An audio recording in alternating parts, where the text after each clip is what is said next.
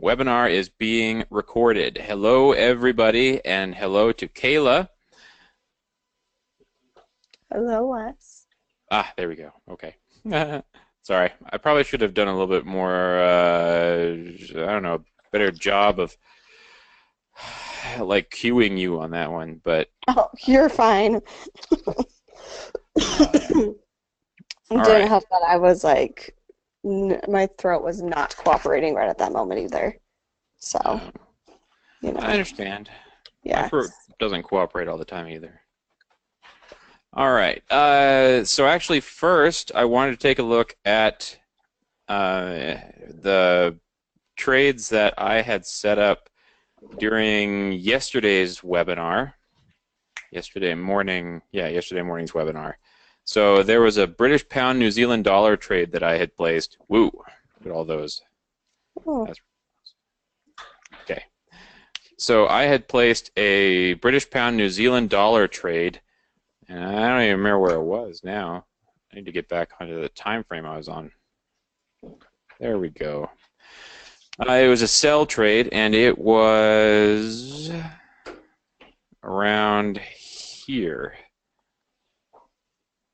Yeah, it was right.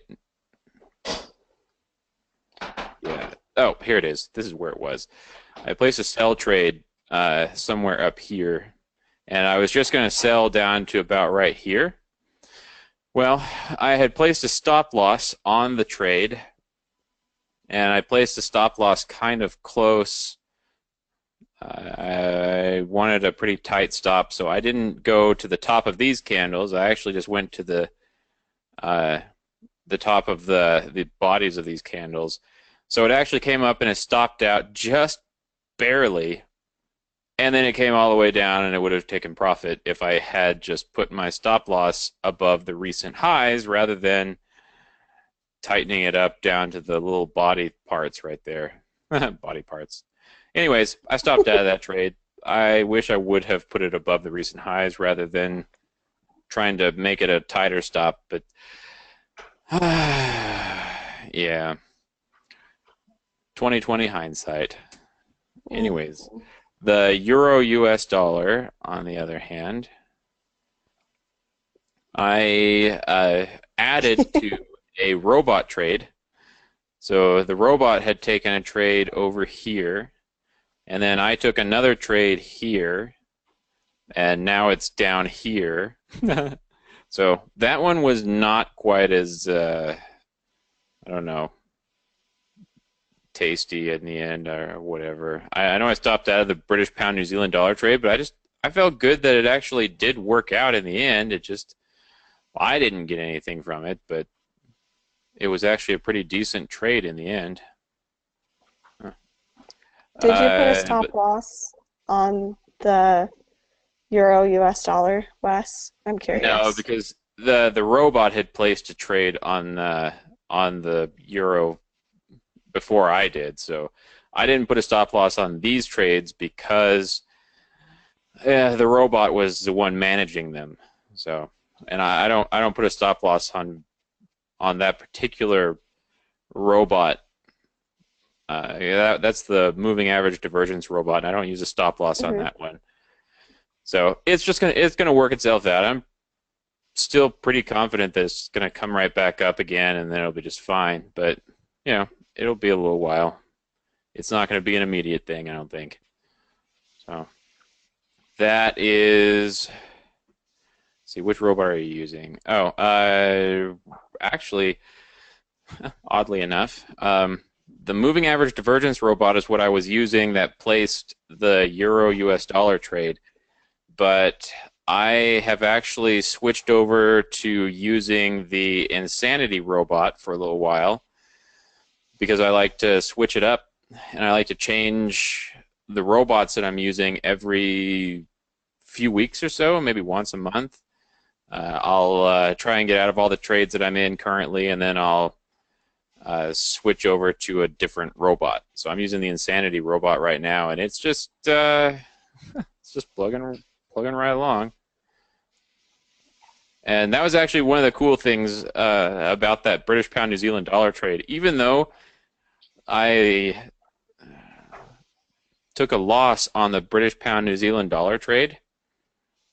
I actually have the robot running on here, and it ended up getting into another trade pretty soon thereafter. But I actually made back all of the money that I lost on the British pound New Zealand dollar trade because I had the robots running the whole time. So I lost like 20 bucks on the British pound New Zealand dollar trade that I had, you know, put too close of a stop on. But then the robots made up the difference, and so I'm right back where I was anyways. So that's cool. Okay, but enough about robots. So, Kayla, are you watching any currency pair in particular at the moment? Have you taken any trades since yesterday morning, or are you still watching and waiting? I took a Euro US dollar trade, but it I mean, I'm looking at the same thing that you are, and it's not. I took a buy trade, like after you put your manual one on, Yeah. and as you can see, it's not really doing a whole lot of good for me. But Did you put a stop that's loss on yours? uh, no, I didn't. Oh, Kayla, you should put a stop loss on it, man. But oh well. You know, I tried, and I thought it worked, but apparently it didn't. Oh yeah. Well, that's the yeah. Sometimes, We're sometimes with this account, it doesn't. yeah. Yeah, Well, because I put a stop loss on something else, and so it like canceled out this one. I don't know if that makes sense, but well, yeah. we're switching all of our trading over to smarttrader.com, like all of our discretionary Hmm. trading. So occasionally there's a hiccup in uh, our knowledge versus smarttrader.com knowledge. I don't know. Just Yeah, switching from MetaTrader over to SmartTrader is just taking some time. So yeah. that's why sometimes you're going to see that we make little tiny mistakes like that. It's hard to get I used didn't to. put a stop loss in, but that was on purpose because I'm more or less an idiot, and I don't know. I don't like watching trades take a loss. Okay, so we will move right along onto some of the currency pairs that I've been looking at today. I have been really, I don't know, enjoying looking at the New Zealand dollar pairs the past couple of weeks, and mainly because they fit my trading style a little bit better. For the most part, I like doing counter trend trading, and New Zealand dollar pairs seem to do pretty good with that. I Let's see here. Okay, so first thing I always do is I always look at a higher time frame chart and I draw some support and resistance lines. So we're going to start with that. So I'm going to zoom out just a little bit and let's draw a few support resistance lines. I actually had them all drawn before, but I figured I would erase them and then redraw them while on this webinar. That way anyone who, I don't know, doesn't know how to draw support and resistance lines can see. I don't know. It seemed like a good idea at the time. All right, there we go. And there we go. Now this is a 4-hour chart. That's why these lines seem like they're really close together. Um, so when we move down to a lower time frame, then they're a little bit further apart and they look a little bit nicer. Let's see, I'm moving that one up here because that's where it's supposed to be. And everything else looks like it's where it's supposed to be. There we go. I'm going to draw another one down here. Now, I'm not considering this candle right here, this big giant wick. I'm not going to consider this a support zone because it's more or less an anomaly. I don't use anomalies or very large movements in the market as support and resistance type stuff. Uh, and this was probably some sort of financial report or something that came out and made a really, really big candle. But regardless, not using that. Let's see. So I'm also going to draw a nice little trend line on this one.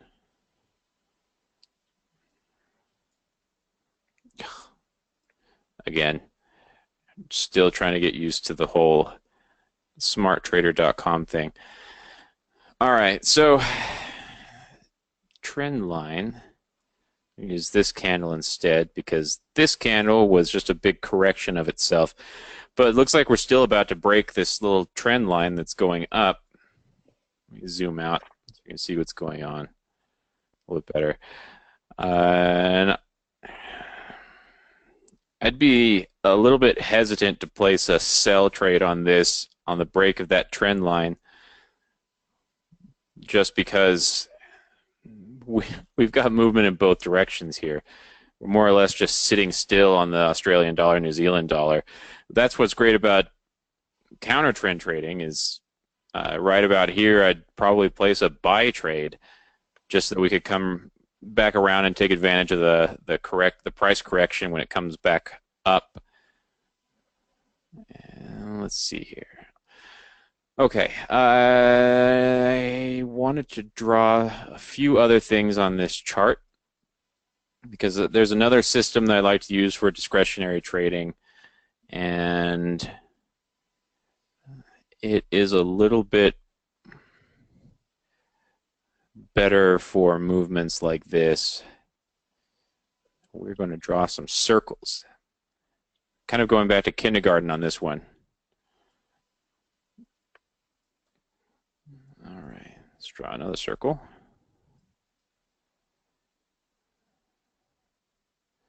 Let's see. Yeah, I like that circle better. Ooh, circles. Okay. Let's see. This guy. Let's see. I'll explain what I'm doing here in just a moment.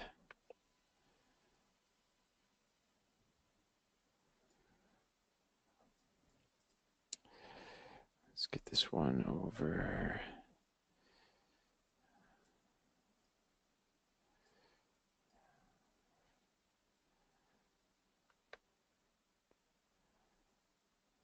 We're going to put that. I don't like that one either. We need another one now.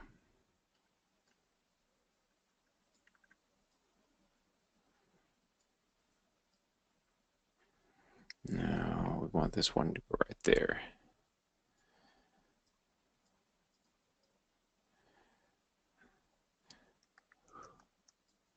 So obviously this is not a robotic trading system. This one's more of a eyeballing some things, which is kind of funny because actually it kind of looks like an eyeball this time. But eyeballing this and determining some direction on the market based on, yeah, circles. I know that seems kind of weird, but I don't know. To me, the market is more of a, I don't know, more of a curvy, man, I can't even think of a good term for it. It's not really boxy. It's not a, the market doesn't move within squares to me. And it all has to do with whoever it is that's looking at the market, because other people will say, well, no, using squares or using rectangles or using trend lines or using straight lines or using support resistance or using divergence or using whatever else is the way to go. But it's really just, it depends on the person who's looking at the market. And to me, it just feels better with circles because squares just don't quite, I don't know, feel right when looking at it. But we will talk a little bit more about that later. It'll start to make more sense the further we go. And let's see. So in essence, what I'm looking for here is where to draw a circle that will contain price action. So after having drawn this little circle here, then I'm going to be looking for price to move around inside of this circle. So the big giant circle, not the big giant one. Get rid of that one actually. But this particular circle right here, but then staying outside of this one. So I'm not looking for price to just shoot down right now because it would shoot down through that circle. And I'm also not looking for it to go anywhere down past this previous support line. So I'm looking for the market to mainly go down and then sideways a little bit. And I know that doesn't seem like a very rule-based system, but when you start looking at the market more as a narrative or a story, then you start picking up patterns and you start looking for specific movements in the market. Right now, I'm looking for this to pretty much do nothing for a little while. It's going to be bouncing off of this trend line, which is cool. That feels pretty good. But I'm not actually going to be looking to do anything in the Australian dollar, New Zealand dollar until we get closer to the edge of this circle that I've been working with. So we're going to move on to another one. This trade that has been placed is a buy trade, and it is a robotic buy trade. Let's see if it tells me which robot. Oh, that would have been an Insanity robot. Yeah, okay, that's a buy trade. Okay, I'm going to move on to the next currency pair because this one's not really doing anything for me right now. If I remember correctly, I was looking at the Euro New Zealand dollar because it looked a lot better than the Australian dollar, New Zealand dollar. Let me open this back up here on a 4-hour chart. Now, I always start with drawing some support and resistance lines on the 4-hour chart. Let me zoom in just a little bit here. There we go. And we'll pick a line that's been touched a few more times. And put that one right there. And then we'll put another one right here. There we go. And another one right here. And then another one right there. Because that has been touched a few times as well. Let's go ahead on back to the 1-hour chart.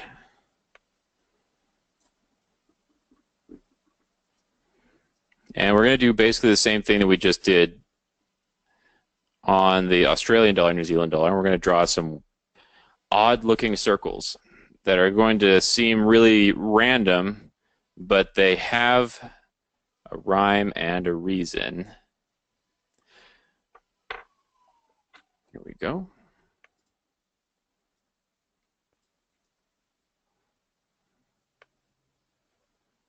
There we go.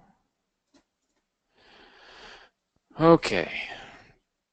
So the Euro New Zealand dollar is looking to start moving outside of this circle pretty soon. You can see that it just kind of moves along the edge of the circle. Once you have a couple of points that you can use, then you can draw a circle because you want the circle to be touching a couple of different places on the market. And that way it gives more of a fluid feel than like a trend line, because if we draw a trend line on this, let me get a trend line going here. Array, there we go. So if we draw a trend line, then it doesn't feel quite right because it feels too static. That's the word I was looking for. It feels too static. Like there's no budging for a trend line. It breaks or it doesn't break, and And for me, it's just difficult to think of the market in those terms. Yeah, maybe I just don't draw trend lines right. That could also be a big part of it. I might just really suck at drawing trend lines. There we go. Put on that one. Yeah, see things like this, because it feels like that's a decent enough trend line, like these two trend lines here, creating like a little channel. But at the same time, it feels like it's I don't know, it just doesn't feel right. And you know what? Discretionary trading is about how you feel, and those don't feel right. So I'm gonna get rid of them. And there we go. Okay. So we're hovering around a support line right here, which is now a kind of a resistance line, and it's been tested quite a few times. Like we've got it being tested here, and then here again, and then here again, and then we broke it this time, but it might just go right back up past that line. And did that just? Oh yeah, the robot took another buy trade on the Euro New Zealand dollar. Dang. All right. So I usually look for an opportunity to place a trade once we get closer to breaking outside of this range. So this is the range that I'm talking about, in between these two circles. We're just moving along inside this range, and these circles I drew yesterday. Yeah, it was yesterday. Yeah, so I drew these circles yesterday once I had a couple of points to draw them on. For this middle one here, I was able to draw it at that point because we had 2 points I could draw it on, and then this one I drew a little bit later in the day. And yes, I know that I just drew them right now while you were watching, but that's because I deleted all the stuff from my chart because I wanted to set it up during the webinar. Whoa, man, that's a lot of words. All right. Let me move this one down just a little bit as well. Totally subjective. That's great. All right. Okay. Since my robot already took a buy trade on this currency pair, I'm just going to continue with the assumption that we should take buy trades on the Euro New Zealand dollar. But there's plenty of evidence to back that up as well,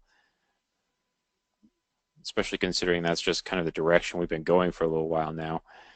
But there's plenty of evidence to show that we should be taking buy trades on the Euro New Zealand dollar because we've got a lot of support and resistance that's been several weeks in the making. So if we take just this support line I didn't even draw here. This support line I drew from the 4-hour chart.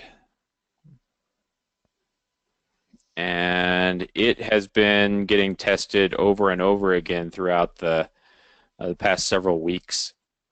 And if I were a betting man, which I'm not, but I suppose I could be if I wanted to be. Trading, I guess, is betting. Maybe educated guessing. Anyways, I'm going to remove this trend line or this support line because I don't really like it all that much, and I'm going to stick with this one right here. If we manage to make it down to this support line, then we're probably looking at going back up again.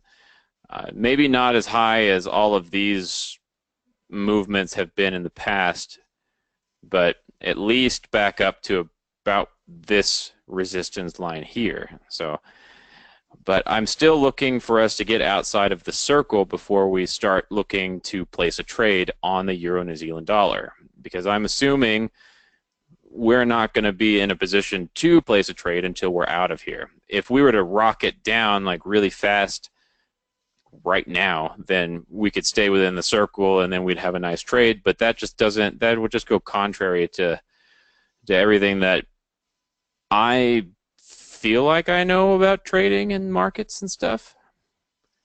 And so I'm going to wait for this one to come back down to this support line, this one right here. and then I'm probably going to place another buy trade. Right now, I'm already in a buy trade, and I'm pretty confident that that's going to be just fine. But if we get all the way down to here and we move outside of the circle, then I'm going to be looking for a buy trade, because then we'll be able to draw another circle. I really feel like a kindergartner talking about circles, like big time. Okay, Euro New Zealand dollar, if we get down to this support line, which is 1.71196 or 712, yeah, that sounds a little more even, then I'd be looking to place a buy trade just to come back up just a little bit, probably not breaking past this level right here, but most likely at least getting to here, which is 1.72. Oh, that's like 90 pips. Oh, that'd be pretty cool. Or it'll just blast right through and just eliminate any confidence that I've got in any type of trading stuff that I do. So I'm going to move right along. Let's see. Euro Australian dollar. That one is a fun one. I'm actually looking at that one right now. Oh, anything interesting happening on the Euro Australian dollar? Right now I'm looking at a 10-minute scale here, which isn't super great, but I just wanted to see what it's been doing within the past few minutes. And it's staggered a little bit, obviously, but it kind of stayed stationary there for a minute yesterday. It looks like it's going back up. Yeah. I don't know how much it's going to go up. They still haven't. Smart traders still haven't fixed their volume problem. The volume doesn't move while the market's moving. So I'm gonna go to MetaTrader really quick, so that way I can actually take a look at what's going on with volume stuff. We're talking about the Euro Australian dollar. Cool. I'm gonna open up a new one just so I can look at a different time frame without destroying my robot. And let's go ahead and put volume on there. Indicators, volume. Oh yeah, volumes up here. Whew. Switching back and forth, man. It's not good times. I'm gonna zoom in really far so that way everyone can see what's going on. Okay, so if we think about the market as telling a story, or the narrative that the market is forming during this time, then we're seeing kind of a, I don't know, a conflict between what's going on and what's being shown. And that doesn't make a whole lot of sense, I don't think. But I'm going to show you and try to explain what it is that I mean. Probably not with a big blue line, though. Okay. Taking a look at the volume. And again, from the last webinar that we did, we talked about volume a little bit. And volume is basically how much has happened within a candle. Usually, I mean, in Forex, it's mostly tick-based, so it's just how many times the market has moved. But there are some things going on in the background that makes volume move slightly, even when the candle isn't necessarily moving.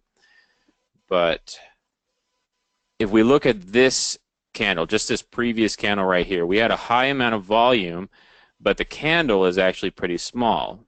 It's a doji or whatever they call those. And usually that's a sign of a small reversal. You can't use candlestick patterns on their own. You got to have something else to.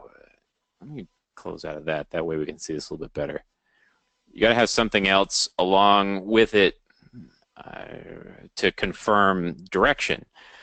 So that's why we like looking at volume. Look at the crosshairs back up again. So this ended up being a very, very tiny candle, a little doji, but we had a lot of volume in comparison to the candles around it. I mean, even this big buy candle right here, still has a really tiny amount of volume.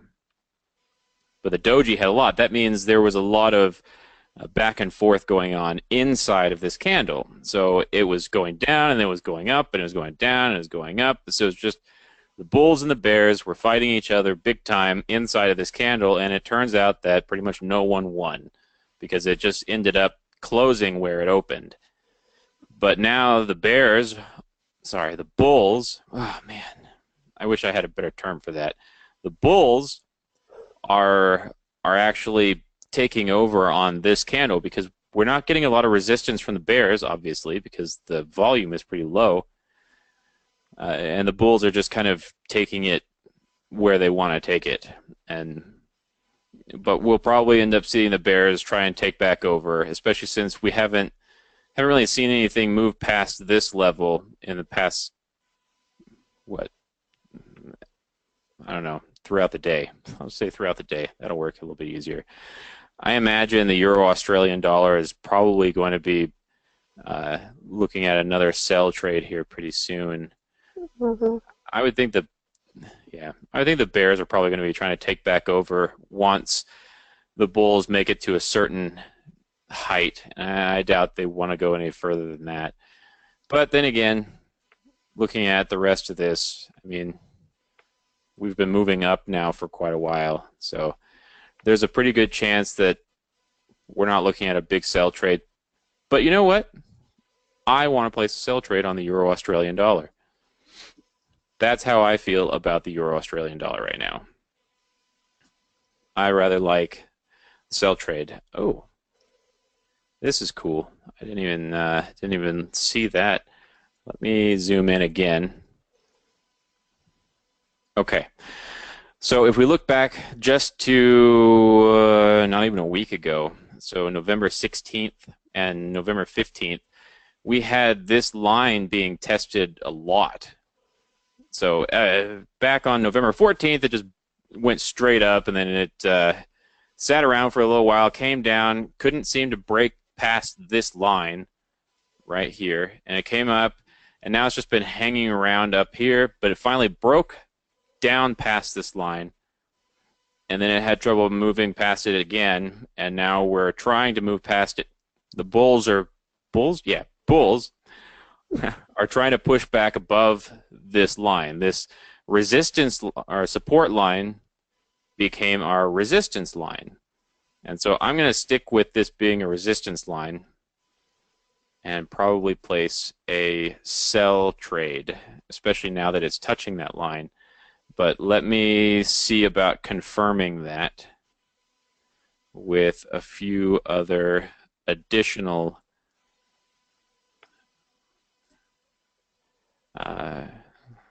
systems. So we're going to take that line, and now we're going to draw some circles like some kindergartners. I think that's what I'll call it. I'll call this the kindergartner trading system because it just feels so juvenile talking about circles.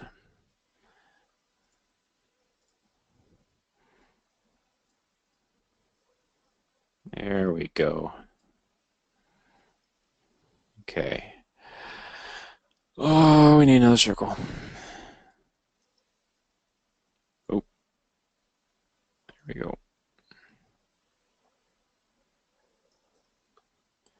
Let me stretch this out.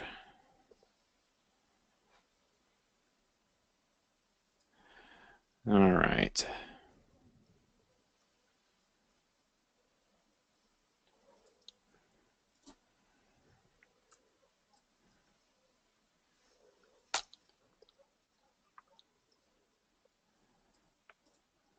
Sweet. Couple of eyeballs. And let's find ourselves another support resistance line so that we can say that we've done some sort of due diligence on where it could possibly potentially go. Oh, wow, that was a pretty line too. Look at that. This little, pretty much a nothing line right here is our little support line. That's pretty cool. Okay, Let me go back in time just a little bit. Oh, that's beautiful. Look at that. So this became a resistance line twice. I'd be willing to bet we test that line. Yeah, it hasn't been down that far for a long time. Sweet. Okay. Back to our circle thing. So we've been moving around for the past, I don't know, however long this has been, what, 16 hours, something like that, inside of this little range here. And I hate to say it, but this may actually end up being a little bit of a buy trade first, because we haven't made our way back up in this our little circle, our little kindergarten trading system. We haven't made our way back up inside of that yet. I think we might end up looking at a little bit of movement upward before our movement downward that we want to see. So we'll put a line there, and then let's put a line here. Yeah, actually this looks right. This looks like something that we could end up seeing. I think we're going to end up seeing the market move up just a little bit on the Euro Australian dollar before we can get a really good sell trade on that. And it won't be very much movement, so I don't really feel comfortable buying. But if we move outside of this circle, which is right here, and we're still below this line, which is 1.5496. If we're still below this line when we move outside the circle, then I'd be looking to place a sell trade. And I'd probably only sell it down to the next line, this next resistance line, because it's been pretty reliable so far. But we could end up seeing it come all the way down to this line. But I'm certainly not going to try to make it all the way down to there. I don't want to get greedy. I tried to get greedy with the British pound New Zealand dollar trade, and see how that one worked out. Okay, so that's another setup. Now, if we end up breaking this line and closing above it before we make our way outside of this circle, then I'm probably going to buy it up to here. So 1.5532. So it's all kind of dependent on this line right here. I'm going to get rid of this line because it's just kind of in the way. If we break this line and we're still inside the circle, then I will buy it up to this line. But if we get out of the circle and we're not, and we're not above this line, we're still below it, then I'm going to sell it down to a little bit past here probably. Move it down just a little. There we go. That looks decent. It still looks like a kindergartner drew it, but you can't blame me for that. Okay, let's see. I'm looking through. Does it matter whether okay. All right. So we don't have any questions really going on so far. And we still have some people here. That means we haven't chased anyone away yet. That's pretty cool. Probably everyone is like watching TV and just forgot that the webinar is still going, but that is completely fine, and it makes me feel better about life. I wanted to take a look at the New Zealand dollar, US dollar. Have you seen anything happen yet on the currency pairs that you're watching, Kayla? Or are you just still staring at the screen like like everyone else is? No, I'm staring at the screen, but I'm looking at other things. Like why I don't really like Smart Trader, to be honest. You can always just go back to MetaTrader. One of the reasons why we're trying to switch over to Smart Trader is Smart Trader is adding the ability to run robots without having your browser open. And what that means Ah, is you'll be able to put robots on the chart and then just close your browser and then not have to worry about it. So it eliminates like a virtual private server and all kinds of other junk. And it also allows me to share robots or indicators or even trade ideas as I come up with them.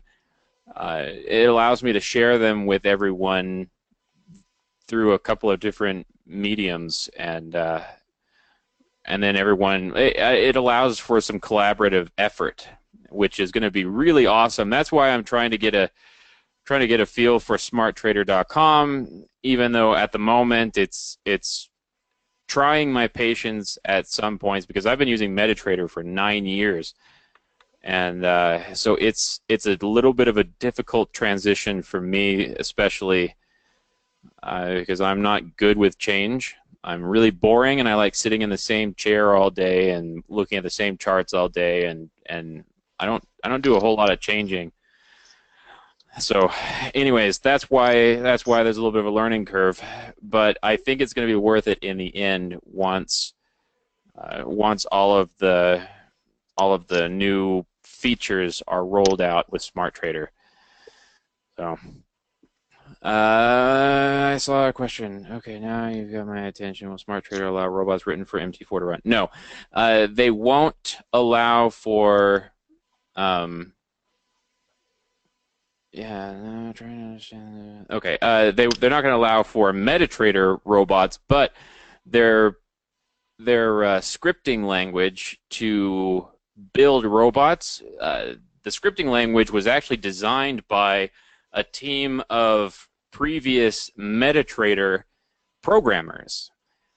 So they wrote the programming Smart Trader came up with their own programming language. They developed it from scratch, and it's a combination of JavaScript and MetaTrader 4, so MQL4, so MetaQuotes language, and I learned it on the plane ride home from meeting with MTI and meeting with the Smart Trader developers. I learned the entire programming language on the plane trip home. So it's not a complicated language if you already know how to program MetaTrader. If you don't know how to program MetaTrader, but you have a bunch of MetaTrader robots, hopefully whoever programmed them will, I don't know, think about converting them over. But it's not a difficult process. I already wrote a couple of my own robots for smarttrader.com, but I'm waiting to release them until we have the new feature rollout in smarttrader.com. Now, when I say we, I don't get paid by SmartTrader, and they don't. I actually have no affiliation with them whatsoever. I just happen to like their charting platform, and I went out to Orlando to meet with them so that I could learn more about what they're doing with their platform and what the future holds for it. And that's why I'm working on moving over to it. It's just learning curve. Anyways, what was I talking about? New Zealand dollar, US dollar. That's right. Okay. Let's go back to the 4-hour chart really quick. This will probably be the last currency pair we look at because we only got about 12 minutes left of this webinar. I don't want to keep anyone over an hour in a webinar because it's hard to pay attention for longer than about 15 minutes on a webinar. And even though I'm having a lot of fun, my voice gets a little bit monotone the more that I talk and the more that I look at stuff and stop focusing on what I'm saying. And I imagine it gets a little bit like nails on a chalkboard or like a nursery rhyme that just puts you to sleep. So it's good times.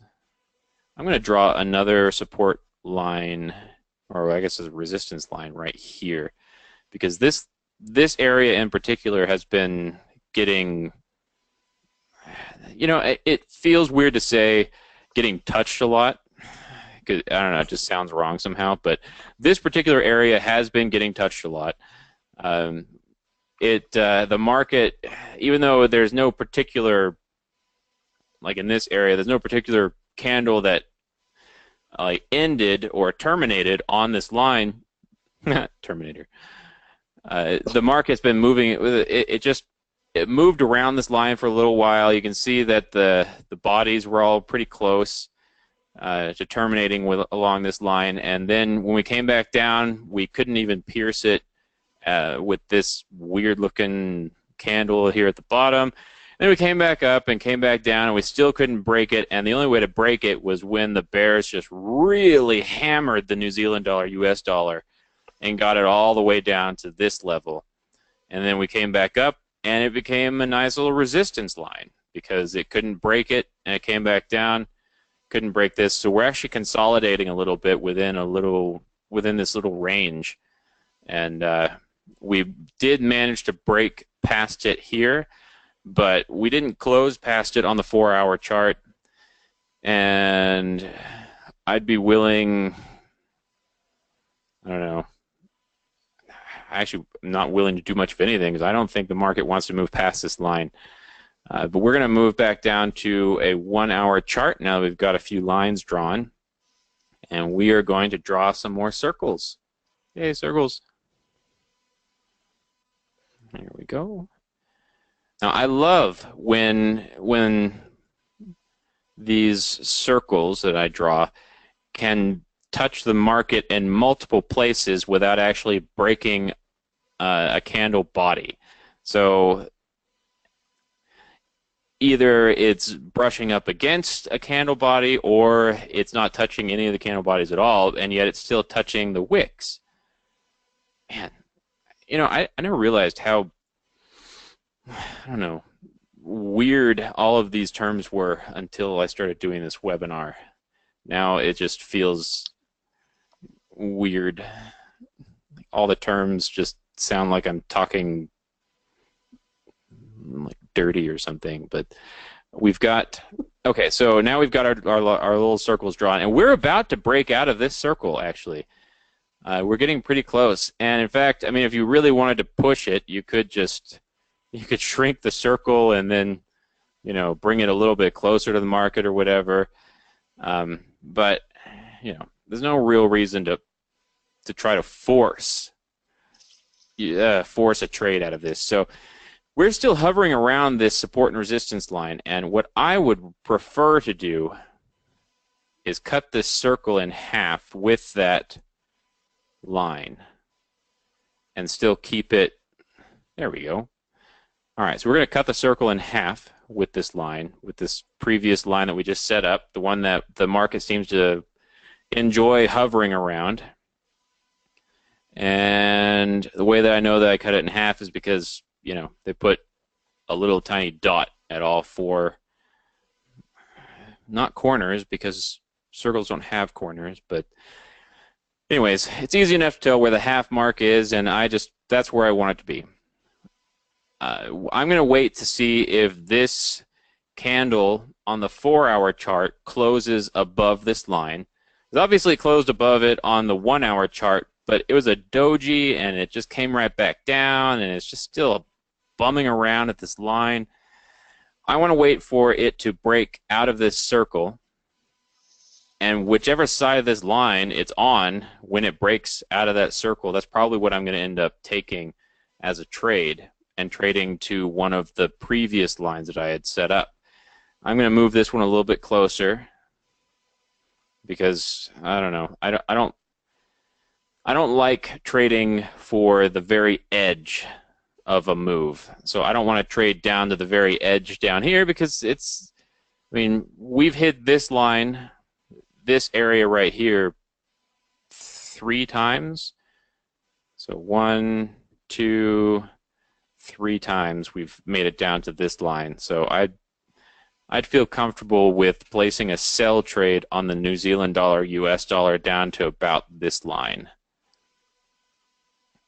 If we break out of this circle and we are moving down below this line. So it's going to be a couple of hours yet before we can tell if that's about to happen. Unless we want to force something on it, which we could technically if we wanted to move the circle about like that and say that maybe this is a, I don't know, It feels kind of wrong somehow. So we're going to stick with the original circle that we had where we're cutting it in half with this support resistance line that we got. That way we just have a nice area that we're looking at rather than trying to force something or trying to interpret it in different ways, because if I sat here long enough, I could interpret 10 different ways to trade this currency pair, and I just don't want to do that. Too many lines that can be drawn, and you got to pick a direction and you got to pick a system to stick with. And when you start second guessing yourself, and that was actually how I ended up getting eaten by this British pound New Zealand dollar trade, was I originally had placed the stop loss up here above the recent highs because that makes sense above the recent highs. But then I was like, well, I don't really want my stop loss to be that high, so I moved it down to here. Second guessed myself, got out of that trade at a stop loss by only a handful of pips, and then it came back down. I would have made whatever amount of money on it, and it would have been really cool and stuff, but I didn't. I second guessed myself, and that was my fault. Let's see. I'm going to go back to New Zealand dollar, US dollar, and we'll end with this. Let me bring that back down to where it was. There we go. Okay, so one more time on the New Zealand dollar, US dollar. I'm actually already in a sell trade because my robot took a sell trade. So, I don't know, maybe I'm a little bit biased at the moment. I'm looking for more reason to place a sell trade. But if we move outside of this circle and we are closing below this line, then I would take a sell trade, and I would try and trade down to about this area here, which is, let's see, 6842 down to 6792. What is that, 50 pips? 50? Yeah. Wait. Yes, 50. Sweet. All right. That is all for this particular live trading webinar. I know we didn't actually place really any trades, but this trade was placed while we were on, I guess, maybe. So it felt kind of like a live trading webinar-ish. Kayla is going to be with us tomorrow morning, and she will likely be placing more trades during that time. As we get closer to Thanksgiving, we're going to start seeing some weird sporadic movement, and that's going to be a lot of fun. And it's going to be really cool to lose a lot of money from trying to trade during that time. It's going to be pretty awesome. So, yeah. I feel totally like worth it's already starting to happen. Well, we'll have something to be thankful for if we get out of the trades at a profit, Yes, exactly. All right. Thanks for being here. The recording will be up on Facebook and YouTube shortly after we close the webinar. Thanks for being here, Kayla, and thanks for being here, everybody. Thank you. And I'm going to peace out this joint. Bye, everybody. Bye, Kayla. Bye.